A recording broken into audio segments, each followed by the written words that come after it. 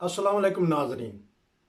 नाजरीन, आज का प्रोग्राम बड़ा दिलचस्प होगा और प्रोग्राम के नाम से ही आपको पता लग जाएगा। डरने वाला नाम है लेकिन बड़े दिलचस्प वाक़यात इसमें होंगे, जिसमें यकीनन मालूमात भी होंगी।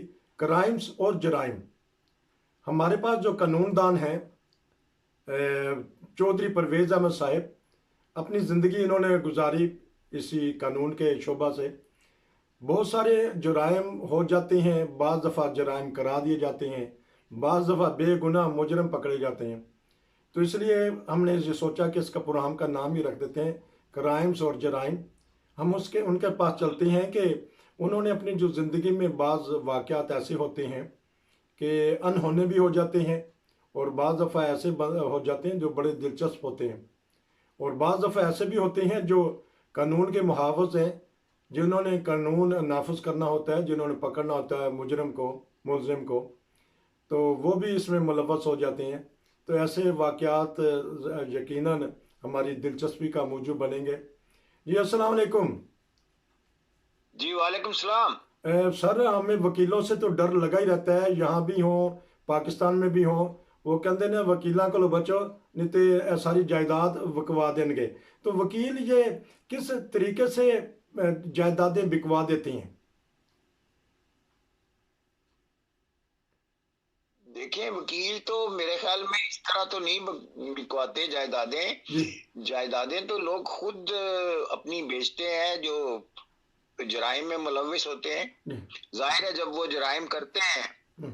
तो उनको फिर पैसों के जो जमा किए हुए हैं सारी जिंदगी की पूंजी वो खर्च करनी पड़ती है। और बाज लोग जो है वो पैसा रखा हुआ पैसा जमा किया हुआ पैसा वो कहते हैं कि बोरियां खोलते हैं और फिर देते हैं, रिश्वत देते हैं आमतौर पे पाकिस्तान में तो। जी। और वकील को भी थोड़ा सा वो उसमें से पैसा मिल जाता है, लेकिन असल पैसा तो मेरे ख्याल में रिश्वत में ही जाता है। और इसी तरह जायदादें भी, सिर्फ वकीलों के फीस से जायदाद नहीं बिकती। ए, वो रिश्वत की नजर हो जाती है ज्यादातर पैसा। अच्छा, कभी ऐसा मौका आया कि आपने खुद, जो क्लाइंट है आपको, उसको कहा कि ना वकील ना करवाएं ये मुकदमा, या वैसे ही कोई सुलह सफाई से कर लें, जिरगे में बैठ जाएं, या कोई ऐसा होता है बात दफा? क्योंकि आप वकील हैं, उस वक्त तो आप चाहते होंगे ज़्यादा से ज़्यादा लोग आए आपके पास। तो कभी ऐसा मौका, मरहला? जी बाज औकात ऐसा मामला होता है कि अगर पुलिस में जाने से पहले, यानी पुलिस के मुकदमा दर्ज होने से पहले अगर हमें हमारे पास आ जाए क्लाइंट, बाज औकात इस तरह होता है कि जुर्म सरजद होने के बाद आते हैं लोग, वकील के से राब्ता भी कर लेते हैं। तो उस वक्त तो रोका जाता है, लेकिन अगर पुलिस में मुकदमा दर्ज हो जाए तो फिर इसकी गुंजाइश नहीं होती। तो खास तौर पे अपने अगर कोई अजीजदारी हो, रिश्तेदार हो, जानने वाले हो, दोस्त हो, तो फिर तो यकीनन यही कोशिश होती है हमारी कि सुलह सफाई से काम हो जाए और पुलिस कचहरी के चक्करों में ये लोग ना पड़े। बाज़ दफ़ा पुलिस के ऊपर भी इल्ज़ाम आ जाता है कि रिश्वत लेते हैं, हम रंगे हाथों पकड़े भी जाते हैं। आपके ज़िंदगी में भी तजर्बा आए होंगे। और बाज़ दफ़ा जुर्म किया नहीं होता और उनको घेर के ले जाते हैं, थाने में छतरोल कर देते हैं। पाकिस्तान जिसकी लाठी उसकी भैंस, ताकतवर जो है वो पकड़वा भी देता है। तो ऐसे भी तजर्बे हुए होंगे या देखे होंगे आपने, मुशाहिदे किए होंगे। कोई एक आधा वाक़या है तो बताइएगा, ताकि लोगों को पता चले कि किस तरह पुलिस कर लेती है। देखिए आपने ऐसी बात मुझे बात करके मुझे ऐसी बातें याद दिला दी हैं जो बड़ी मेरे ख्याल में दिलचस्प होंगी हमारे नाजरीन के लिए, और एंटरटेनमेंट हो जाएगी नाजरीन की। चले थोड़ा बहुत एंटरटेन भी होनी चाहिए। तो एक वाकया मैं बताता हूँ कि एक दफा मैं तो रब्वा में ही काम करता था उस वक्त। तो फैसलाबाद में हमारे एक अजीज हैं, उनकी तरफ से एक पैगाम आया मुझे कि हमारे कुछ लोग जो है वो पुलिस ने हमारे दुश्मन के कहने पे पकड़े हुए हैं, जी। अचानक पकड़ लिए हैं। दुश्मन ने जाहिर है उनको पैसा खिलाया होगा पुलिस को, जी। और पुलिस ने पकड़ लिया। जी। तो मैंने उन्हें पूछा कि क्या किस जुर्म में पुलिस ने पकड़ाया है और मुकदमा दर्ज हुआ या नहीं। तो उन्होंने कहा जी मुकदमा तो दर्ज नहीं हुआ, लेकिन आदमी रोक लिए हैं उन्होंने और हमें नहीं अभी तक कुछ पता नहीं चला, लेकिन छोड़ने का नहीं कुछ अंदाजा हो रहा कि वो छोड़ देंगे पुलिस वाले, और पकड़ लिया हमारे 8-10 आदमी।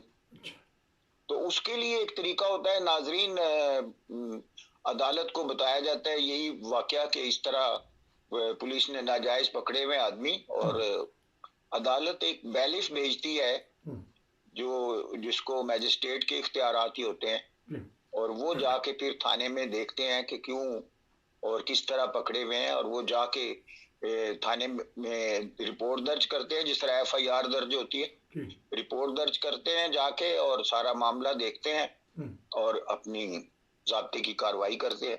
तो हुआ ये कि जब ये इतला मिली मुझे, तो मैं फौरन और कुछ करने की बजाय मैं सीधा लाहौर चला गया हाई कोर्ट में, और वहां से जाके शाम को ही मैंने मिल लिया एक दो दोस्तों को, और सुबह होते ही मैंने मेरे ख्याल में 10-11 बजे तक मैंने वो दफा 100 का वारंट जो है वो ले लिया था।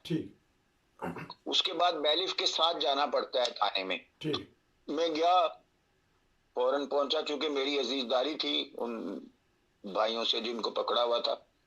तो मैं थाने में पहुंचा 2-3 बजे के करीब।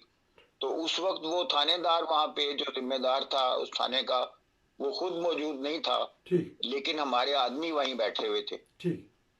और ये भी इत्तेफाक है कि उनको लान में छोड़ा हुआ था, किसी कमरे में बंद नहीं किया था अभी तक, लेकिन वो पुलिस ने रोका हुआ था, उनको पकड़ा हुआ था। तो बैलिफ ने जाके वो आदमी देखे और उनसे बात की, और फिर जो जिम्मेदार था वहां पे, चूंकि इंचार्ज तो नहीं था, तो जो भी दूसरा ऑफिसर बैठा हुआ था वहां, उससे पूछा कि ये क्यों पकड़े हुए हैं। तो उसने कहा जी बड़े थानेदार ने पकड़े हैं, मुझे तो नहीं पता। गोया ये पता चल गया कि कोई उनके खिलाफ कोई कार्रवाई जो है उसका अंदराज नहीं है।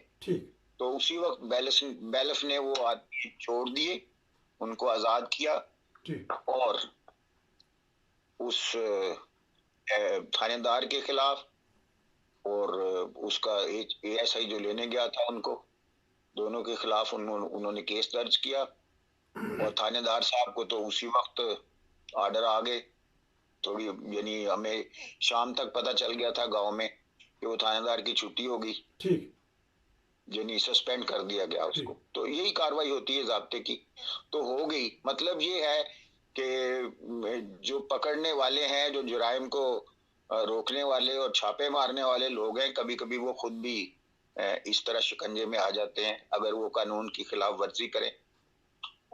दूसरा एक वाकया मेरे ज़हन में आ रहा है कि एक दफा रब्वा में हमारे एक दोस्त को ऐसे ही बेगुनाही मुलव्वस कर लिया गया एक केस में। वो केस चल रहा था, लेकिन पुलिस की जो उसमें कार्रवाई चल रही थी, तफ्तीश, तो तफ्तीश के दौरान ही वो उससे हमारे दोस्त जो MD थे, जो इसके ऊपर नाजायज केस बना हुआ था, उससे वो रिश्वत उसने मांगी और उसने 1-2 दफा दे भी दी, लेकिन पता चला कि वो तंग कर रहा है एक ऑफिसर उसको। तो उन्होंने मुझे आके बताया, मेरे क्लाइंट ने, जो मेरा MD भाई भी था और क्लाइंट भी था, उसने कहा जी कि इस तरह 1-2 दफा मैंने तो दी है, लेकिन ये तो रोज का मसला बन गया, मुझे वो बहुत तंग करता है और बहुत पैसे मांगता है। चुनाचे एक केस होता है एंटी करप्शन की तरफ से, इतला दी जाती है जब एंटी करप्शन को, तो एंटी करप्शन ऑफिस की तरफ से एक मैजिस्ट्रेट की ड्यूटी लगाई जाती है, जो मौके पे जाते हैं और हमें वो पहले बताते हैं कि किस तरह और किस जगह पे हमने पैसे देने हैं उस पुलिस वाले को। तो इस तरह हुआ ये कि वो प्लानिंग होती है, एक ट्रैप यानी बनाया जाता है प्रोग्राम। तो चूंकि वो मांग तो रहा था पैसे, तो प्रोग्राम बनाया गया और उसको जाके पैसे दिए। वो नोटों के ऊपर निशान लगाए जाते हैं एंटी करप्शन की तरफ से, मैजिस्ट्रेट की तरफ से निशान ज़दा नोट होते हैं, वो दिए गए उसको ASI को रब्वा में, जो तंग करता था, और साथ ही मैजिस्ट्रेट बैठे थे साइड पे। उन्होंने खुद देखा उसको पैसे लेते हुए, और फौरन ही मौके पे पकड़ लिया और हथकड़ी लगा ली और उसके बाद महकमाना केस भी शुरू हो गया और अदालत में मुकदमा भी चलना उनका शुरू हो जाता तो है। वो हथकड़ी लगाने वाले को तो इस हथकड़ी तरह किसने ये है लगाई? कि ये वाकयात इस तरह होते हैं, बाज़ औक़ात ये पुलिस वाले खुद भी, और आप जानते ही हैं कि तंग करते हैं बेगुनाह लोगों को। हाँ जी। गुनहगार भी होते हैं, लेकिन बाज़ औक़ात बेगुनाह, और ख़ास तौर पे सीधे-साधे और कम पढ़े लिखे लोग जो कानून को नहीं जानते, हाँ जी। उनको ये ज़्यादा तंग करते हैं और पैसे भी लेते हैं और इस तरह की कार्रवाइयाँ भी करते हैं। लेकिन कभी-कभी ये गंगा उल्टी भी बहती है और ये जी, खुद भी जबर पकड़े जाते हैं, और उस वक़्त ये बहुत फिर उसके पे आ जाते हैं, तरले मिन्नतों पे। हम्म। तो लेकिन असल में हकीकत यही है कि ये जाति जो करते हैं वही उनके आगे आती ज, है, और जबर मकाफात अमल का जो अमल है वो एक दफ़ा ज़ाहिर हो जाता है। मकाफात अमल आज के प्रोग्राम का सबक यही है नाजरीन। मकाफात अमल हम क्योंकि इंटरटेनमेंट में बताना चाहते हैं, वाक़यात दुरुस्त होती हैं, हकीकत पर मुबनी होते हैं, हमारे जो 9 बजे टीवी पे किए जाते हैं। कानूनदान जो है हमारे चौधरी परवेज साहब ने बताया, हथकड़ी लगाने वाले को हथकड़ी लगे। क्यों, यही ठीक है जी? जी, जी, बिल्कुल ऐसा ही होता है। तो लगाई किसने थी? आपने जाके लगा दी थी? जी, हथकड़ी आपने जाके लगा दी थी उसको? ये हथकड़ी उसी वक़्त लग जाती है जब अगर मैजिस्ट्रेट जब छापा मारता है, ठीक है। वो पैसे पकड़ता है वो, तो उसी वक़्त हथकड़ी लग जाती है। तो नहीं, लगाने वाला कौन होता है? वो पुलिस ही होती है या कोई स्पेशल पुलिस होती है? नहीं, एंटी करप्शन पुलिस ही होती है, ज़ाहिर है वो ठीक है। अलग ऑफिस होता है। वो आपने ठीक। पाकिस्तान में देखा होगा, दफ्तर रिश्वत, महकमा रिश्वत सतानी, ठीक हो गया, एंटी करप्शन। नाजरीन, ये था एंटी एक करप्शन। वाकया जी, कि जो पुलिस वाला रिश्वत मांग रहा था, फिर इन्होंने अपनी जहानत से चौधरी परवेज अहमद साहब ने एंटी करप्शन के ज़रिए जो एक इनका कवायद और ज़वाबत के मुताबिक हथकड़ी लगाने वाले को हथकड़ी लगवा दी। उम्मीद है कि आज का प्रोग्राम, आज के 2-3 वाक़े पसंद आएंगे। अपनी आरा देते रहा करें, आप मैसेज हमें कर देते हैं, बताते रहा करें। आप, मुझे पता है कि हमारी उर्दू भी दुरुस्त नहीं है, हमारी इंग्लिश भी दुरुस्त नहीं है, हमारी जर्मन भी दुरुस्त नहीं है, माज़रत चाहते हैं। लेकिन जब बंदा कैमरे के सामने खड़ा होता है, अल्फाज ऐसे हो जाते हैं, फिर हम माज़रत करते हैं। लेकिन हौसला अफजाई कीजिए। बहुत सारे दोस्त हौसला अफजाई करते हैं, पूरी दुनिया से मैसेज आ जाते हैं। चौधरी साहब, आपका बहुत शुक्रिया कि आप माशाल्लाह बड़ी काबिलियत से इस उम्र में होने के बावजूद भी तो आपको वाक़यात याद हैं, हमें बताते रहते हैं। इंशाल्लाह फिर नाजरीन इस तरह के वाक़यात और आपको बताएंगे। इंटरटेनमेंट हो जाएगी आपकी। नसीर को इजाज़त दीजिए। अस्सलाम वालेकुम।